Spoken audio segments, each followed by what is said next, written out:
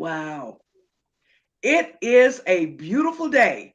Thank you for tuning in to Bonga Dada Bonga. That's right. Bonga Dada Bonga. Bonga Dada Bonga. You know, I get so happy every time I say that word because in a little bit you'll find out what it's all about. But this is Bonga Dada Bonga every Thursday live at 7 p.m. East Africa time, 12 noon New York time. We have an exciting show for you tonight. And I'm not going to spill the beans. I'm just here to say hello and to thank you for tuning in. Listen, get on the phone, get on the PC, call your friend, give them the link. Facebook.com/bonga so you can hear the show that we've got planned for you tonight. Well, let me tell you, we have a very illustrious host for the show tonight. And I'm just going to say Miss Sheila because I don't want to mess up her last name. I just want to say Miss Sheila. Don't worry about it. And Miss there's a Sheila. lot that we're going to be covering tonight. I'm going to be dropping you tidbits on a little bit about Miss Sheila. And before we leave tonight, we want to have that other link to some of the shows that she is also doing. Let me welcome the people who are tuning in to Bonga Dada Bonga tonight here in Nairobi, Kenya. We're so excited. This is a great time in life, and it is a fabulous time for women. Madam Host, are you ready to come in? Yes, ma'am. I am All ready. right, here she is, the one and only, the fabulous, the beautiful, the bodacious Sheila. Thank you so much. It's always a pleasure and an honor to join you and to join the panelists and, of course, all the different people who tune in to view Dada Bonga, Bonga Dada Bonga every Thursday. It's a pleasure to return again as a host. I am so honored and so happy to be here. We've got such an eminent panel that is joining us, but what a phenomenal time for Kenya. Wow, what a week, huh? What a week. So I begin by saying good evening and welcome to yet another episode of Bonga Dada Bonga. A very big thank you to the Queen Mother for hosting us again this Bonga, evening. nada, bonga. Yes, yes, yes. We've hosted several women over the past few weeks, and these were women who were running for elective positions across the board in different capacities in the country of Kenya. And last week, Kenyans went to the polls and we cast our votes. It was a quiet week for many as we waited for the results of Kenya's fifth elected president and of course the positions that everybody was vying for. But quickly amidst a flurry of activity, President-elect Honorable Dr. William Ruto declared victor and his rival, two of his rivals at the polls conceded already, but one of his rivals, Honorable Raila Odinga, is following constitutional procedure at the Supreme Court to contest the result. Now, this evening, our conversation is titled The Kenyan Election Coverage 2022. And we're going to be looking at how the race was run, and most importantly, how it was covered, not just by mainstream media, but by all forms of media that everyone was able to access. So, social media will also be coming into focus this evening. And for this chat, we are joined by the following people. It's such an honor to welcome them to the Bonga Dada Bonga. I will start with Wafula Nabutola, the chair of Building Surveyors Board of Kenya. He is the Lionheart Ambassador for Africa, chair of Disaster Risk Management at KEPSA and Security Sector Board. He's also the chair of NCBDA, that is Nairobi Central Business District Association, a downtown or business organization. Alongside Wafula Nabutola, we've got Caroline Lucalo, a member of parliament aspirant for Dagoretti North constituency. We also have Eugene Ochieng Kwach, TV host, digital content creator, accredited journalist, voiceover artist, and political journalist. We also have Masao Anthony, a former student leader at the Multimedia University. Yeah, he was also Secretary General of the Jama Economic Front. He's a political journalist and a social pedagogue. Last but not least, we have Ezekiel Maria, consummate career media practitioner with immense passion for communication and extreme engagement in the private and public sector. He was awarded the Order of the Burning Spear by His Excellency, the President, for his role in streamlining government communications during his tenure as Director of Information and Public Communications. And that is our panel this evening. We're looking forward to a very robust and engaging conversation. Please feel free to ask questions, share comments, what May we ask our host to increase your volume? Increase oh, your volume. It's very soft on this end. If you could increase the volume, all right. your Can you volume hear a me? little bit. I have a very quiet voice, so I always have Okay. a. Okay. Then we'll listen harder. All right. But that is our for this evening. I am so grateful to all of you. I hope you're ready for this spirited conversation. It is robust, it is candid, but most importantly, it is respectful as well. As we begin, I'd like to speak with Caroline. You know, Bonga Dada Bonga is a platform that was put together to encourage women, especially aspirants from who are running for different positions, to have a platform to voice their challenges, to voice their passion, to voice their concerns for their constituencies, for their counties, and to speak up. And talk about how this was run, because that is part of what this conversation this evening is. This is the only clock on this side of the room. This election registered the highest number of female participation across the board. Queen Mother has sent us some statistics. I will look at those statistics in just a moment. Just to get a preamble from you, Caroline, as a woman who was running for office, how do you think the coverage was for you?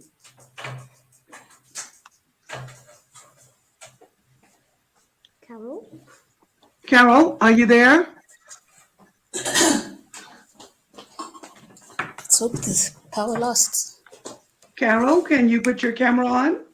There she is. Good evening. Good evening. Sorry about that. Just Okay. trying to sort out technical issues. Oh, it happens Okay. about that.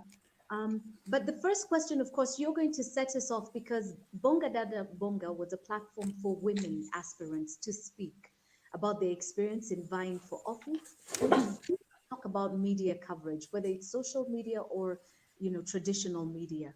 How do you feel your race was run when it comes to coverage? What was that like for you from the moment you began to campaign? Do you feel you got the coverage that you should have gotten, and what could have been better if that was not the case? Thanks, Sheila. Good evening, everyone.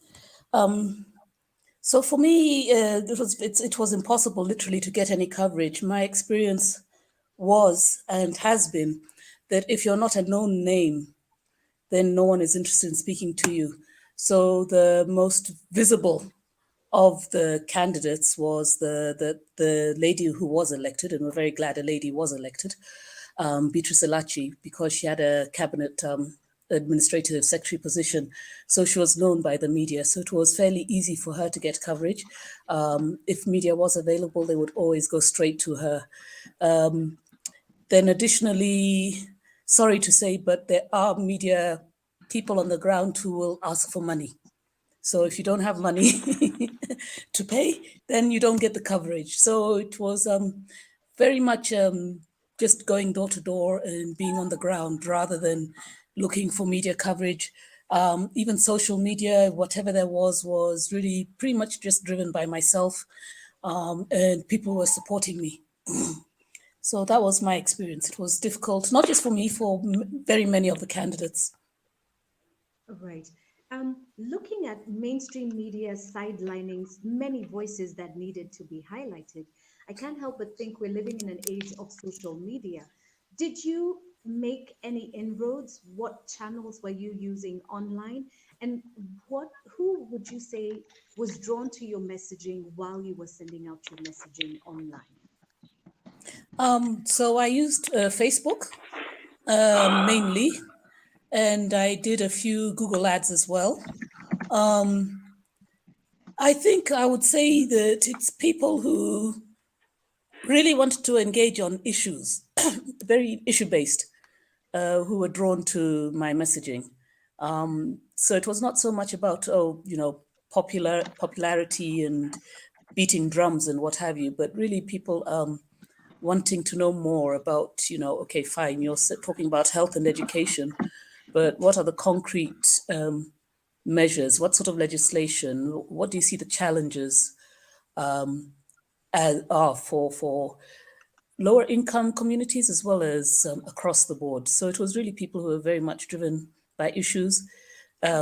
Young people, even though many had not registered to vote, but young people were interested in a hopeful message. Women, of course. So I'd say those were the two main constituencies that were drawn to my message.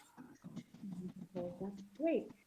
Opening this question to our panelists as well, I would like to get their opinions and find out what they thought about how media covered women aspirants, whether they were running for governor, whether they were running for women's rep, whether they were running for, across the board, because this has been a phenomenal election for women. In absolute numbers, we now have women. We have 7 elected governors, 3 from the Mount Kenya region, 1 from Rift Valley, 1 from Nyanza, 1 from Coast, 1 from Eastern Kenya. We have 3 senators, Nakuru, Isiolo, and Machakos. We have a record of 29 members of a National Assembly from each region in Kenya, and 47 women reps, 90 elected, out of 90 elected officials in total. What a historic election and a great time for women. However, to the rest of our panelists, and I will start with Wafula, what did you think about that coverage for women by the media and by the women themselves?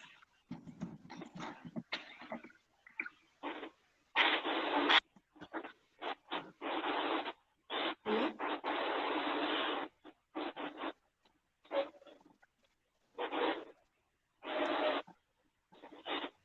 Right? If Wafula is not close by, Yeah, yeah. okay. Only I don't know what to We're having a feedback issue from your end. do. It's not Mm. but I can hear you. No, the end. Yeah, hi. May I All ask right. you if Eugene is fine? As best as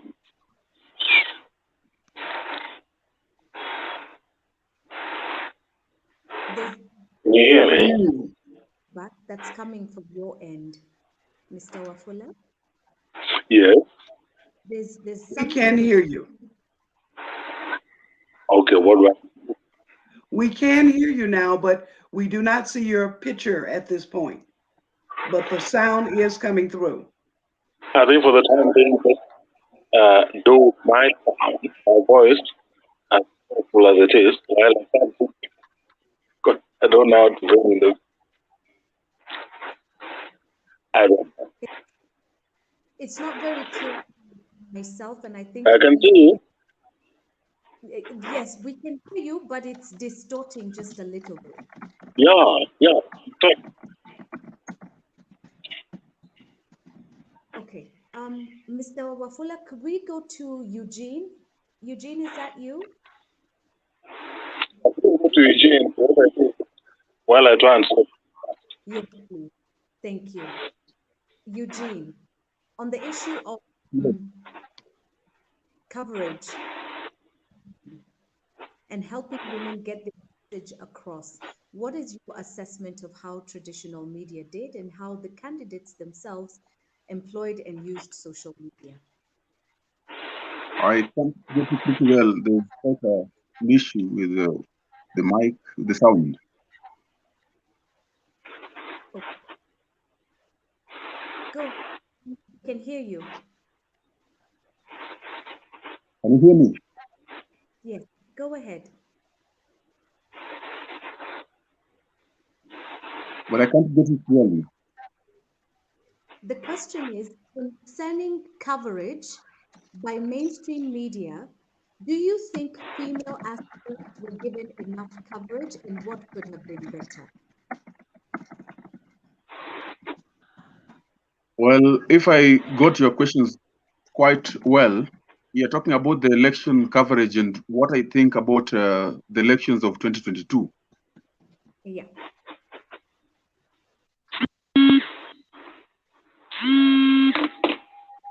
Yes. Yeah, so generally the elections of 20 we have experienced in, of course, in the past. But quite something that is significant actually is about the women involvement in the 2022 national politics. Actually, I hope you can get me clearly. Actually, I can Yes. say that for the very first time, it's quite an unprecedented. Actually, seeing such women, number of women indulging themselves in national politics. We have always seen, and actually for quite a long time, us being and living in a patriarchal society, we are seeing that so many women have taken a back seat. They have been at the periphery of power. But this time round we have seen many women taking chances to go to the ballot, though most of them have not actually gotten the position. But actually, it was quite a significant step that women have made to the national podium, to be, of course, in the national discourse. Generally, that is actually my view, what I actually saw in this in the politics of 2022, Oops, there's nothing in the here. succession of 2022. But generally, there's also something that is quite uh, we should take keen note of, and that is the voter apathy. Yeah. Great. So Please say voter that, apathy and is then I'm actually the stuck. second. Yes. No, continue. I think Mr. Says Yeah. Wafula The said created something. voter apathy. Are you seeing me? Yes, yes, we can see you. Continue with your thread and would request Yeah. Voter if apathy is actually. mute your mic, Mr. Wafula, because we can hear your conversation as Eugene speaks. Okay, carry on. Yeah. So voter apathy. Voter apathy is another issue that actually we have experienced in the 2022 politics. And how is this happening? We are asking ourselves why are we experiencing voter apathy? Well, we can only have so many uh, discussions around this and maybe give the reasons to this. But actually, from my own perspective and view, is that we are experiencing voter apathy because of actually some of the economic issues that actually are facing Kenyans. Some of them being economic inflation and the rising standard of living actually that has made Oh, people, even before you go to vote, of course you need something to eat. Some of them even do not have anything to feed totally. So these are some of the critical issues that actually I've experienced in the elections of 2022. right. Voter apathy and of course women involvement into politics. And going Oh, forward, actually, there's a question that we will also ask about credibility of our. Okay. I think this is not meant to be there. okay. Thank you. Thank you very much, Eugene. A quick request to Yes. all panelists. Because of feedback from different sources, may I request that if you're not speaking, to put your mic on mute, so then we can have I don't even know. I'm trying to. exactly from of that from happening. If you're not speaking, Yes. please put your microphone on mute. Yeah, but Mr. Wafula, can you hear me? Mr. Wafula Nabutola? I need your help. Okay. How do I Yeah, mute? I think Mother, you're Let's able just to do mute him that. in the meantime until he's able to speak with us. If you can put his mic on mute so that I can now ask Anthony I'm here. question. Mr. Nabutola, can you hear me? All right. Next question goes to Masao Anthony. We've heard of voter apathy, and indeed, this was the year that, if we take an honest look at what was happening, not just on the ballot, but also in the polling stations, the amount of young people who participated in this election is questionable.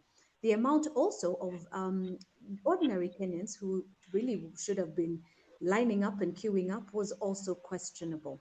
But in speaking about young people and voter apathy, we must mention that the youngest female women rep in Kenya is only 23 years of age, and she hails from Bomet County. And she represents a generation that was missing on the ballot and also missing at the polls. I'd like us to talk about citizen participation and why that was lacking this time round, if at all you agree that the numbers weren't what they were intended to be.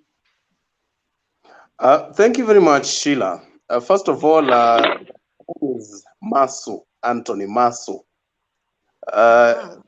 There's a nice feeling when the name comes off right. I think it was mistyped. Drop off. Yeah, so There's nothing. first of all, sorry, yes, first of all, I To mute Mr. Nabula for now. okay. Are we clear? Yes. Great. So first of all, the voter apathy that was witnessed, I was a first-hand witness to this phenomenon because I was a supervisor in these elections of a political party, as I was supervising agents in different polling centers, just going through the voting process to make sure that it was clear and fine for everybody. But we realized that by morning, the people who were focused on voting had already come. And by midday, the numbers were trickling. And towards the evening, there was barely anyone. In fact, by the time the polling centers were closing, as opposed to the past where people have voted past the dedicated time by the IEBC or the electoral body, this time it was shut down earlier. There are several reasons for this. First of all, there is this notion that is going on among the Kenyan electorate that there is no direct democracy. What this means is that your vote does not actually count. That as an individual, if you are this poor single individual citizen, then your single vote does not match up to the vote of another citizen whose economic status is better than you. So people always have this feeling that their vote, even if they cast it, it will not matter because there are people sitting somewhere who will manipulate the outcomes of these elections to the favor of their candidates. For example, in the past election, we have had court cases whereby candidates have filed petitions challenging the outcomes of the election. The presidential election last time, 2017, was challenged. In 2013, it was challenged. In 2007, it was more chaotic. In fact, close to 2,000 lives were lost before the country settled down. Why? Because as a country, we have always bred a culture of lack of transparency in the voting and tallying process. It kills the morale that the citizens have to cast their votes. Secondly, the cycle of bad leadership. We have commercialized our electoral system. We have made it such that if you don't have money, then you don't have a position, you don't have an opportunity. And that is what is killing the citizens, because all they have to do is to line up to the rich politicians during the campaign periods. They get what they can get. And then when the ballot comes, it is their choice to go or not to go. And because they feel that if this person is rich, then this person could actually, win the seat, then that is it. Then finally, the big parties are taking over the control of the entire political process. I was in a region which was dominated by the United Democratic Alliance, and only the candidates that were fielded using this party, the UDA party, managed to find an opportunity to get. It does not matter how crooked these candidates were. All that mattered is during the party primaries? Did they have the capacity to mobilize using money and get the party ticket? And when they did so, it was obvious that they were not going to lose this election. So citizens are demoralized. As much as we say we are a democracy, are we really seeing this democracy? In these elections, there are issues that have come up even before the electoral petition is had. For example, in areas such as Kisumu, in Kwale County, for example, where close to 100,000 voters is the difference between the gubernatorial votes cast and the presidential vote cast. What I'm trying to say is this. When one person walks into a balloting booth to vote, they are given 6 leaflets to cast their votes. And if they don't, like a particular candidate, then at least these leaflets should be found somewhere as spoiled votes or as rejected votes, or if discarded, the IEBC should have them in a specific box where they are kept to be reviewed in case there's a dispute. But this is not the case.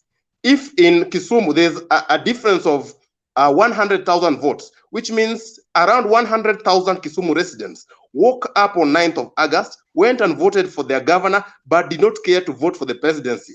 Their ballot papers cannot be traced. Their ballot papers cannot be found. These are the things that are killing the morale to vote. In the next election, these 100,000 people whose vote did not count, whose votes did not count, will be very, very, very careful about the decision of whether to line up very early in the morning to cast their ballots. So as a country, we are trying to be as democratic as possible. We are trying to be transparent in our elections, but there's still more to be done. The government and the state needs to, culture a culture of transparency to make people believe more in this process. Accountability of leaders needs to be improved. We need to call more leaders into action. This will give citizens a voice. It will give them confidence to come out and choose their voters. Thank you. Right. Thank you. Thank you very much. Very well said and very big issues you've unpacked there. And I'm sure over the next few days, we'll see more of that unfold as the petitions are submitted in the courts. But I'd like us to still stay on citizen participation. Mr. Nabutola, I would like to hear from you a little bit more. Was enough done to affect the voter turnout? Because Maso has really made mention of very crucial things, where there's voter apathy, where people feel disenfranchised, where people with more money are able to buy more votes. I remember not too long ago, there was an initiative called Vijana Tugutuke, and that really stirred up young Kenya. I thought that would be the same case in this election, but strangely, initiatives to get younger people more engaged, initiatives to get people questioning about, for instance, more women reps and what their responsibilities are and should be. There was hardly anything in the name of sensitization. So my question becomes, whose responsibility is it to affect voter turnout? Is it the media's responsibility? Is it the IEBC's responsibility? Is it the political parties who bear that responsibility, in your opinion? Thanks, Sheila. Can you hear me now? Wonderfully. Oh, great. My view, maybe it's already been said, but my view is that it's all those things, disenfranchisement, what. But in the early days of independence, we had civic education, and people were actually sort of enlightened about what's their role, what's their duty, what's their obligation, and what are the expectations. But it has since been, lack of another word. Since then, there's been no, that sort of civic education, sensitization has been sorely lacking. Even sometimes I feel that the politicians themselves don't know really what their duty is, apart from just bribing people, apart from, that seems to be the trend, but it shouldn't be like that. My take is, if people were empowered, and if people knew what's the need for them, what they can expect from their political leaders, it will be a different ball game. But investment in civic education, investment in empowering the people, investment in I like the word, but something that enables people the populace to feel they belong. Right now, it's like they really don't belong. They don't belong. So they are sort of hoodwinked into this and that, and it seems deliberate. It really seems absurd that citizens are not given the opportunity to exercise that of which they know. Even when they say public participation, so what? What is public participation? We can go on defining and defining and defining. We'll never get to the bottom of it because people need to it's the same way when you say chemistry, you say physics, you say geography, you say math. It needs to be understood what that means, what it implies, and what's their take, what can they do. You know, me as a citizen, a young man, a young woman, especially the women who are really the backbone of this economy, allow me to say, they need more, they need to be allowed more, they need to be empowered. I'm a fan of the many mothers who go out there to look for succor for their families. And they go more than men, I must say, with due respect to other men on this war. I think the mothers are doing much more. I would say they're the servant leaders. But what do they have to go with? They don't have much to go with. They don't. Maybe it's already been said. So if it's an old record, forgive me. But I feel strongly that we could do better. And I'm not going to say we blame so and so and we blame so and so and. We are all responsible as the so-called educated people. People who have been to school, people who should know better. We don't. We are inward looking.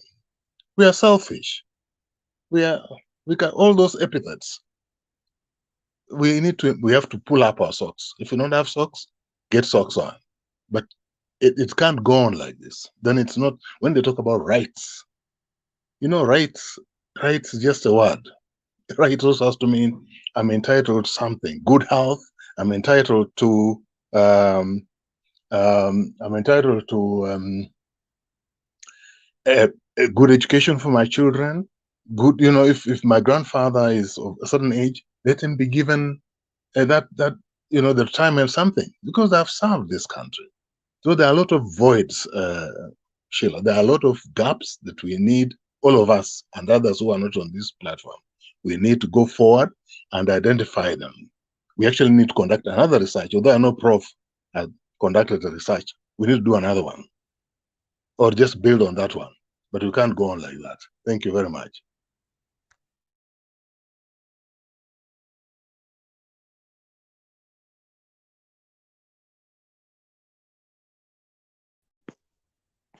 Sheila. Was I talking to myself? No, we can hear you. Sheila is kind of lost, but I get the angle that you've brought in. That we need as citizens to be more involved into this process and own it. We should not let this become a process of politicians. I think for a long time in Kenya, election has been left to be a thing of the politician.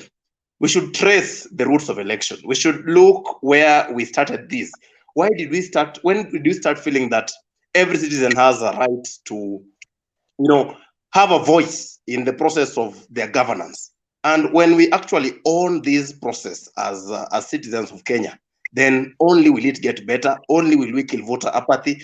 Only will we start taking our leaders into accountability. We have frameworks that were instituted by the new constitution, such as impeachment, whereby if a leader does not perform, then the citizens have a process through which they can recall that leader, the recall clause. You can recall a leader.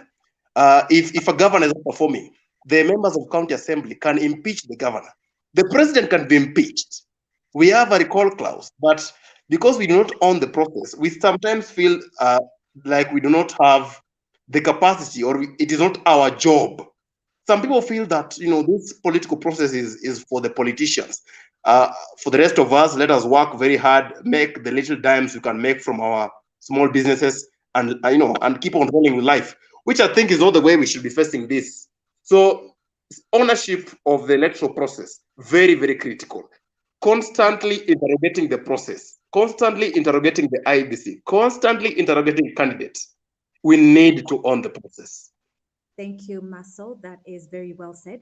Just to continue with that thread on civic education and civic participation, I'd like to hear from Caroline. Knowing what you've gone through after, contesting and the outcome, looking ahead for you, the lessons learned. So, what are your lessons learned going forward? And is this something that you're going to try again?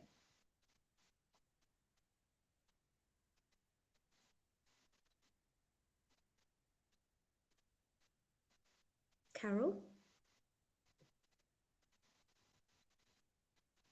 Carol, can you hear me? Oh dear.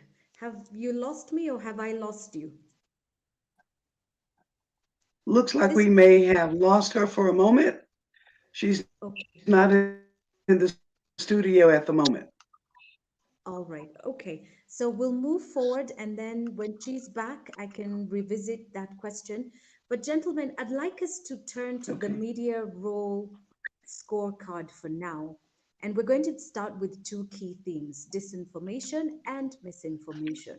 And there's been a lot of that. I'm sure we could all speak until tomorrow. So we're going to keep our thoughts a bit brief on this one. Eugene, let's start with you concerning these two themes. We know what disinformation is: giving false information to mislead people, and misinformation is giving inaccurate information with the intention of deceiving people. To what extent did these two themes play out for you without throwing stones at anybody?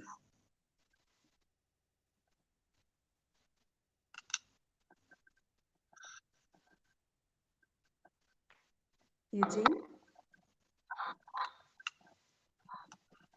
I'm saying, Yeah.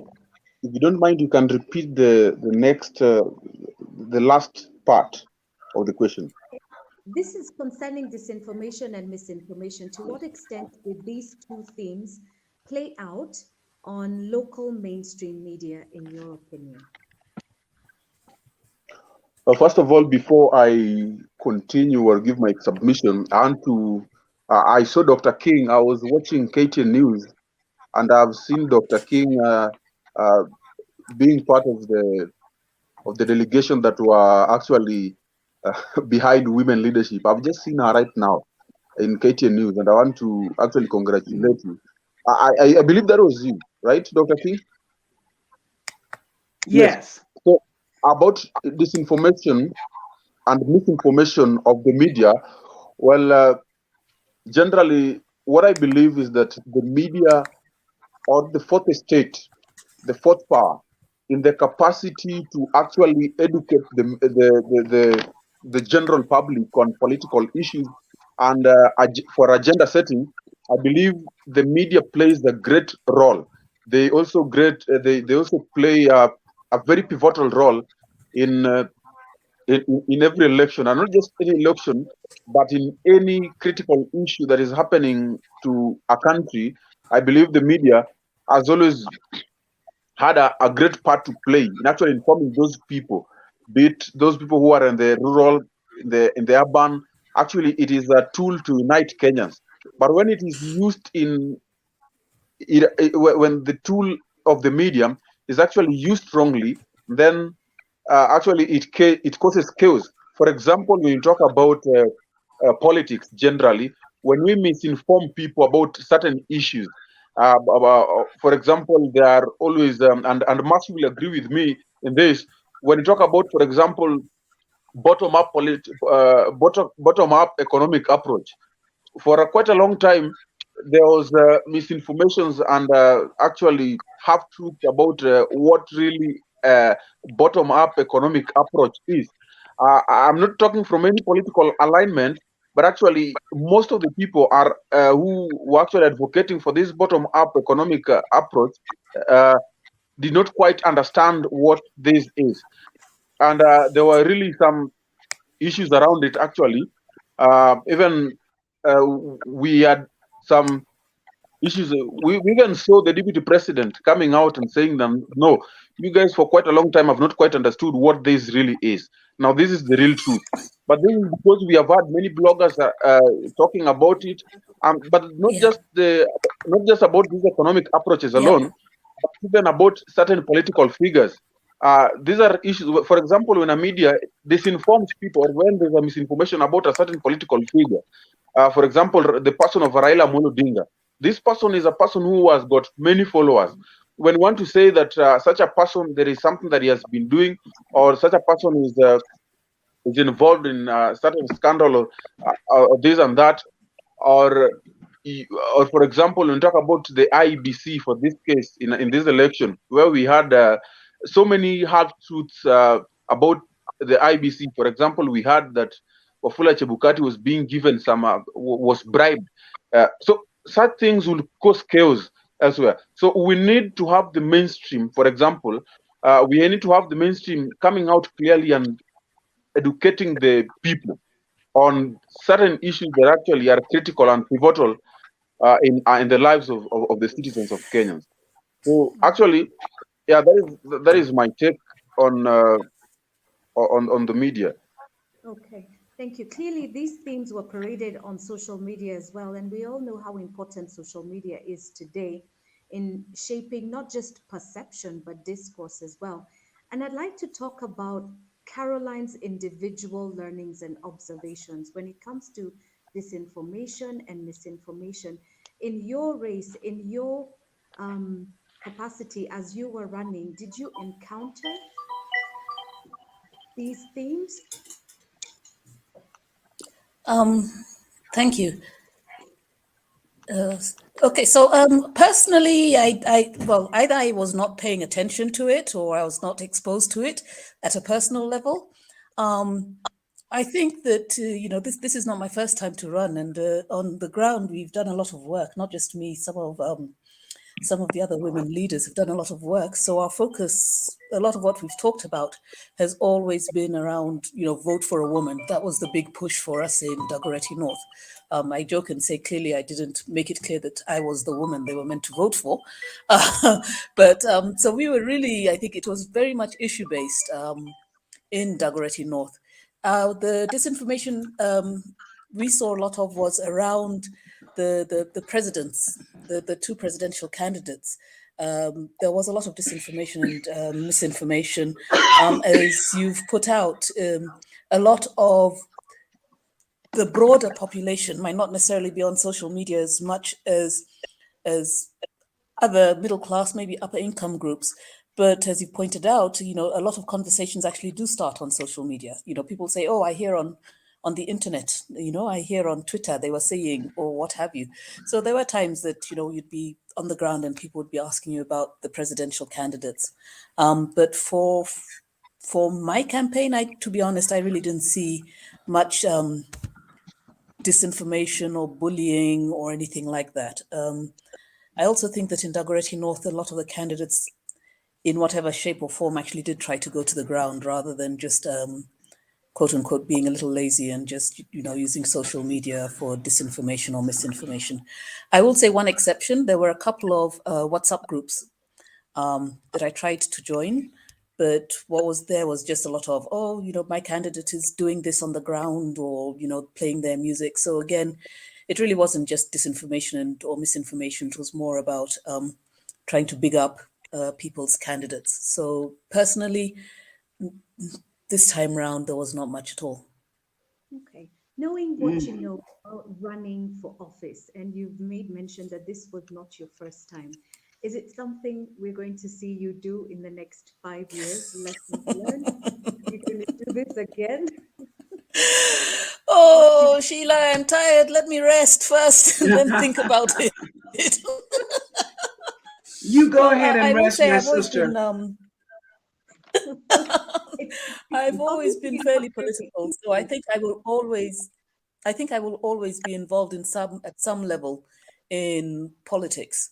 I'm very keen to the issue you talked about earlier on is to to really do civic education at a personal level, just using myself, my time, my energy, trying to get young people to understand that really they're the determining factor in terms of who is elected at any level. This time around, I think there's a very clear understanding, which is movement. I think citizens are very clear on the role of an MCA and a governor.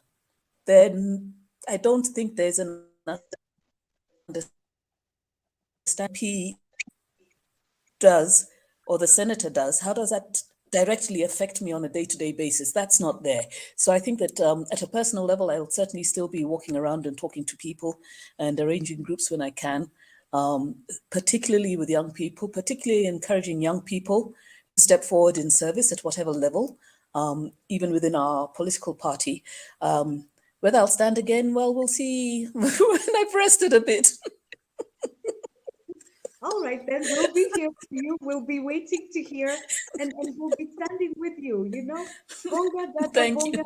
is open. You can start campaigns next week. It can be done. Thank you.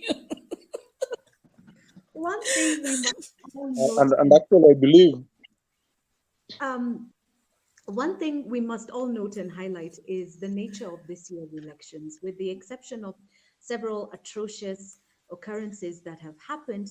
The attack on two IEBC officials, where one went missing last week and was tragically found dead, and the other who was abducted and seriously injured.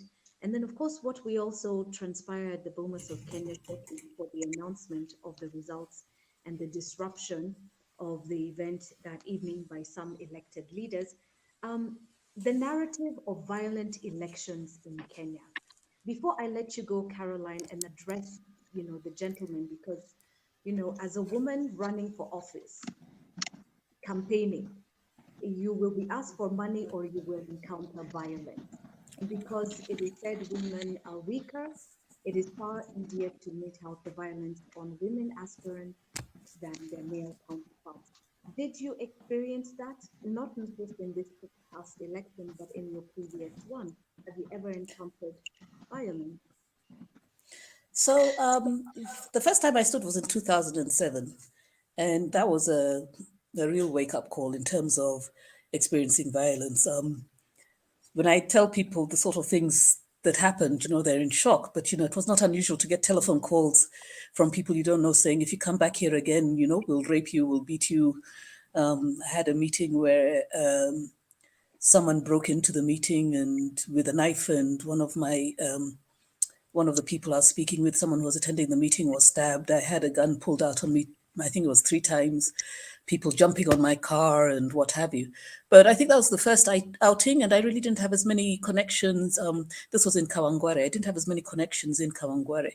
I think since then, I've remained connected to the community. I don't think it, they see me there, I shop there, I visit people there and what have you. So since then, it hasn't been so bad, but I do encourage women to, you just recognize you are a woman, and violence is used against women in Kenya. I think I've said previously in other forum that, sometimes, you can feel like Kenya doesn't like women, you know. I saw once on Twitter when the young lady from Zimbabwe was attacked on Thika Road. A gentleman wrote and said, it must be horrible to be a woman in Kenya. You're not safe in your car. You're not safe in your house. You're not safe in a boda boda. You're not safe in your office. You're not safe in your own compound. Where are you safe? And that is blown up even further. When you are a candidate, when you choose to stand. So I do encourage women to look for the men in the community, to not necessarily that you hire a bodyguard, because who has that sort of money, but certainly if you start early, as you're saying, and you do form connections, then the community itself at some point, even for me, was saying, no, you can't just jump on a matatu and come. We have to meet you. Tell us when you're coming. We have to meet you. If you're coming on a boda boda, if you're coming in a car, we have to meet you. And, they'd make sure that there's a man or men who are known in the community walking around with me. So I do encourage people to do reach out to community, form the connections, and work with. I mean, you're going to serve this community anyway, so you should know people in the community. So just form the connections, and just be aware that when women are bullied online, when they are ridiculed, when they are physically threatened, it is an intimidation tactic to get you to stop campaigning, to stop going to the ground. So be aware that that is a tool that can be used. Be smart about it, and work with community to help secure your own safety. That has been my experience. And because of that, at this time round anyway, I did not feel. In fact, I kept saying, "You don't need to meet me. I'm fine." They're the ones who are saying, "No, we're coming to meet you." So yeah, just be aware. Be aware. Be aware that that is a tool that can be used to intimidate you.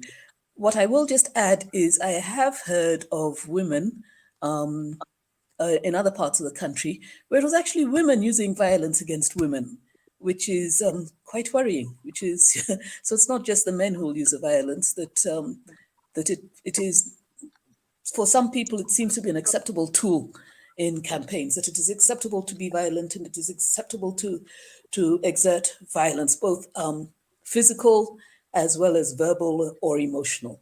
But like I said, when I talk to women candidates, young candidates, I just tell them, just be aware that there may be people who will try to do this, and the purpose is to prevent you from being able to hit the ground. And it might be possible that it is actually encouraging, because it might be that you are actually having impact on the ground. And so they're looking for a way to stop you. So be smart, be aware, and take care. Right. Thank you. Very well said. And we wish you well, and Polisana, that you had Thank to you. experience those terrible things. I can only imagine how long you live with that trauma for. But thank you for unpacking that. But still on the narrative of violent elections in Kenya, the expected um, norm is that there will be eruptions when an announcement is made. And Nafula, I would like to speak with you concerning this, the narrative of violent elections in Kenya. Larry Madowo called it not too long ago, maybe a day or two ago. There was a clip from him where he called it a very boring election because nobody was running on the streets, nothing was being burned, nothing was being overturned somewhere. And he called it a very boring election because we were all going about our business and minding our own.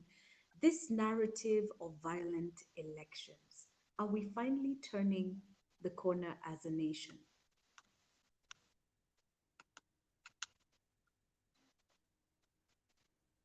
In your thoughts? Unmute your microphone. All right. It's my turn. Thank you. Thank you, Sheila. Uh, to me, it's a minor setback. This is a milestone. We have so many ladies who are daring to face up the men and compete.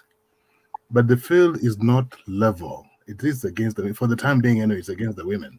I think it's us men who have been unfair to our women, and we need to style up, really.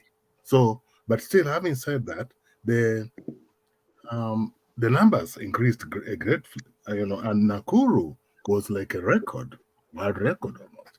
Now, of course, I'm sure Nakuru will benefit a lot from having just a whole stream of women, because women know how, and I have 18 attributes that women have that men don't have.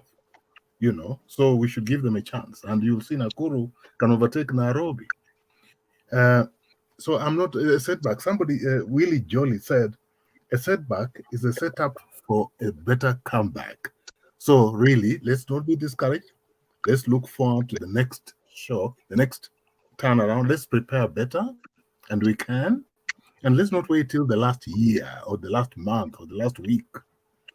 Let's do this systematically.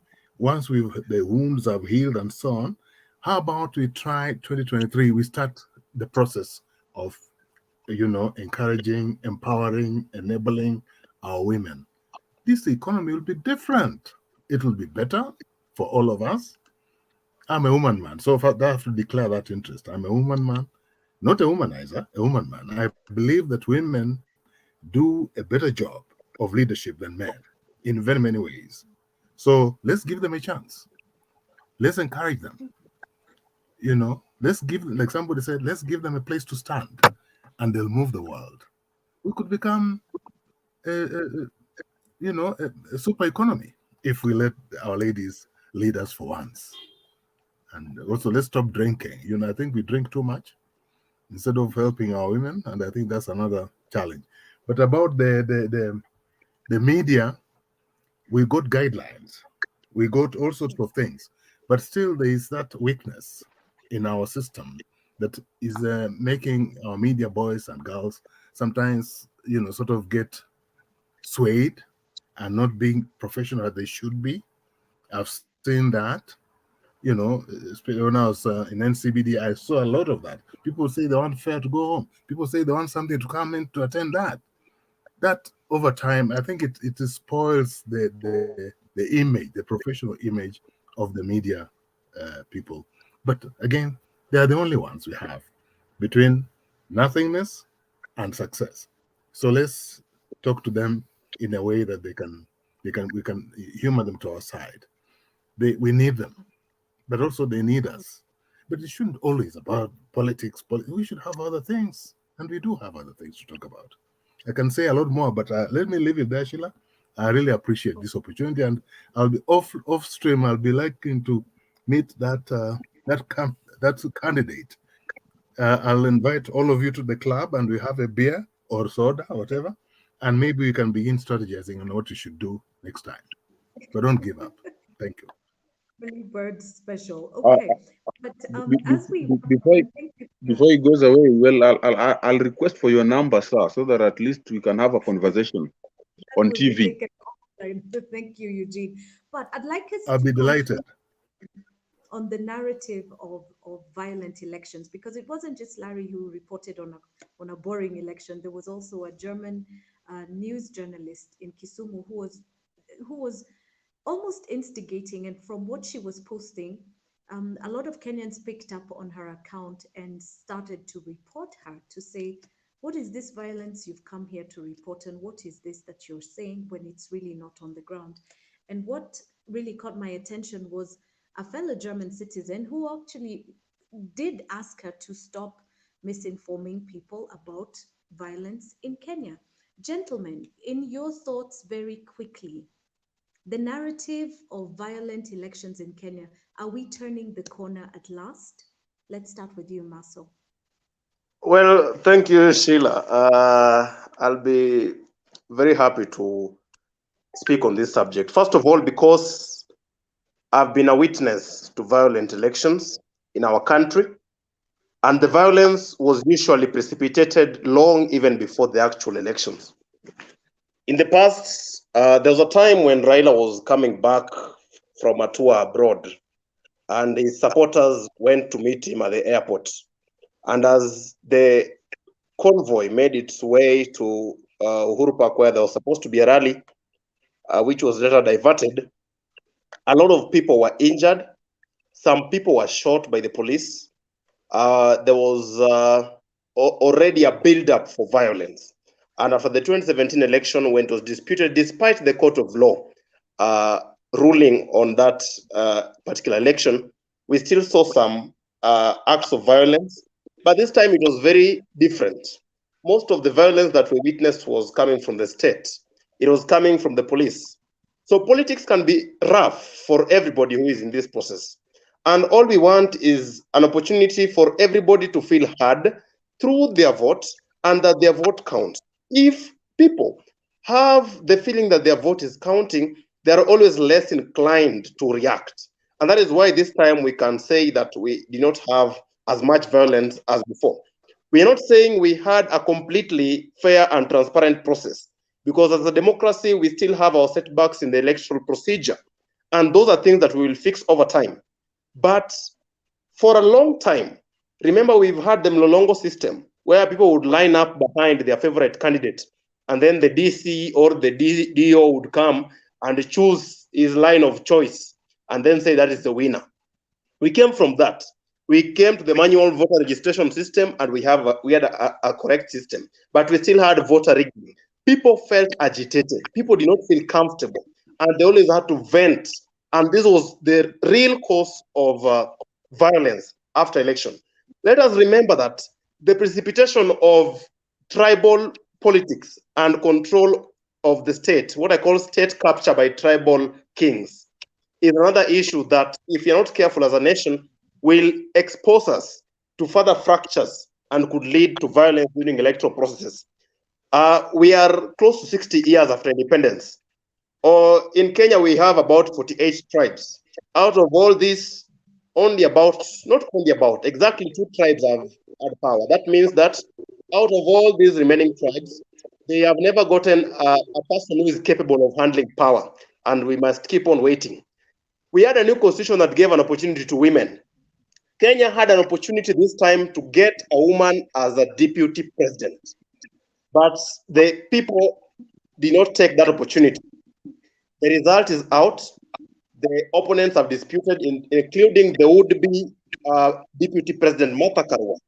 They have disputed the results, and we will watch keenly the court process. And we are very happy that it has to go through court, because at least that way you always feel justice.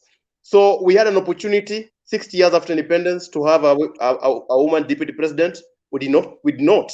We also have to remember that the people who were fronting a woman deputy president are also the same people who are involved in bringing a new constitution that gave us quotas for women, 48 positions for women to become women representatives, apart from competing normally in the other electoral process, which can sometimes weigh them down. So yes, we are making strides, but we still need to correct some things. We need inclusion. We need inclusion of everybody in the government. We need people from the minority communities to be in government. We need power to circulate across the country. Let it swing. Let us be comfortable with letting others take the lead. We cannot have 60 years of people from two places dominating power while the rest have to watch on. So yes, I'm a little incensed with how things turned out. I thought I would see a woman deputy president, which didn't materialize. You're still young. You're still young. It will Correct. still happen in your lifetime. It's not like you're 85 years old and this is it. It had to happen this time. But thank you so much. I like how you have told us that, it's been 60 years and we're making strides as a nation. And because you're very young, you will also power some of these strides in the right direction for this nation. But we have come to the end of this conversation. I'm telling you, it's insane how quickly time flies on Bonga Dada Bonga. But thank you so much to you, Marcel, and to my wonderful panel for making the time for being here. Carol, I see you. I see you, Eugene, Mr. Nafula, Asanteni Sana. That's how fast when you're bongaing storos that matter, time flies. Again, lots of insights. We all need civic participation. We all need to engage, because if you don't do politics, it will do you eventually. I hand over to the Queen Mother herself, who has hosted us all tonight. Asanteni Sana. Thank you so much. We are actually just a minute or two over the 8 o'clock hour, but it's okay to run over when it's juicy. But we know that I want to just thank each of the panelists at this time. I will be in contact with you as time moves forward, because we got to do something to keep those 5,000 women, to keep their Dr. feet at the fire. Dr. And our King, host needs to step away. So Sheila, we can release you, and looks like we'll have a little bit more conversation. Thank you, Thank, Sheila. thank you, everybody. Thank Dr. you. King, Bye, Sheila. Yes. I wish we could, okay, I wish we could continue this conversation more to indulge on maybe what maybe a Karua win would have actually meant to the women in this country. And of course, some other critical issues was about 60 years after the independence of this country, we only have two tribes that are leading this country. And actually, in as much as many people will not want to say it, but actually we are in a tribal country. And this is a question that actually is cropping up. It is a menace. People are asking themselves, can't we get other people who can actually lead us? But Masu actually talked about a deputy presidency of Karua. And of course, he's asking himself that he was wishing that this time he could have gotten a chance of seeing a deputy president, a female deputy president. And of course, he's also saying that the same people who are fronting Martha Karua deputy presidency are the same people who have actually given women opportunities envisaged in the constitution. And of course, we are asking ourselves that what is it that actually uh, a DP for a Karua would have meant. Yeah, it is clear that actually both Kenya Kwanza and Azimio uh, had entrenched gender stereotypes. The appointments of actually Karua as Odinga's running mate must, however, be seen as a step forward. Why? In Karua's alliance, actually, uh, when she was first fronted as a female deputy president in Kenya, this was a significant symbolic win for women in Kenya because, number one, Karua has been known as a visionary leader and a lady of integrity. But yet, apart from just that reformist agenda, we know so clearly that having a woman at the helm would have helped so dearly because it would have actually, because we have seen in other scenarios where we have just had women, maybe as women rep, meaning they will be members of parliament. That has always happened in Kenya, and we have experienced that before. But what love would it have meant when we had a woman like Martha Karua at the helm as a deputy president, bearing the fact that the person of Martha Karua has got a legal background and enjoys a support, not just support, but diverse support from professionals and the civil society. Kenya's gender equality problem will have been legislated, will not have been legislated away, actually. It will have been something that will have been brought forward, and people will have actually talked about it to see how women leadership will have actually been even actually will continue. And actually having a woman at the helm would have helped so much because it would have even motivated other women to indulge in politics. Because if we need women to indulge themselves in politics, then it means that we need to increase the number of women involvement in politics. That will actually, that is what a Karua deputy presidency would have actually meant. Also, something that I would have loved to talk about is 60 years down, actually, after independence, we only have Kalenjins and Kikuyus leading this nation. And we must know that the fight for political independence of Kenya uh, was waged on many fronts, be it cultural, the social, political, economic, or the military, and by multiple social forces, individual and corporate. Nevertheless, in spite of the multiple identity groups involved in the struggle for independence, they all found a common ground in the anti-colonial nationalism and harnessed unity that mirrored the dictum, we either hang together or are hanged separately. Thereafter, after independence, we are only seeing only two tribes leading this country, Kenya. And this actually, as I said earlier, is a menace because people are fighting.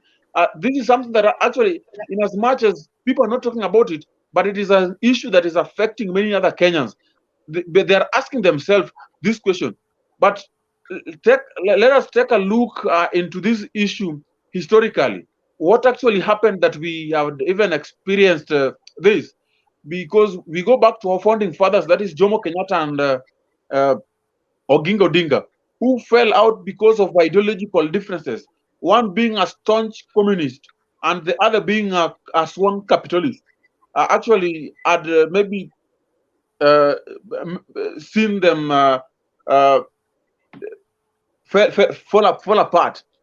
But even so, we had seen later on even some uh, Mount Kenya, other mafias, people who actually we don't understand how they got their wealth, but we believe people believe that they got their wealth in a not so good way.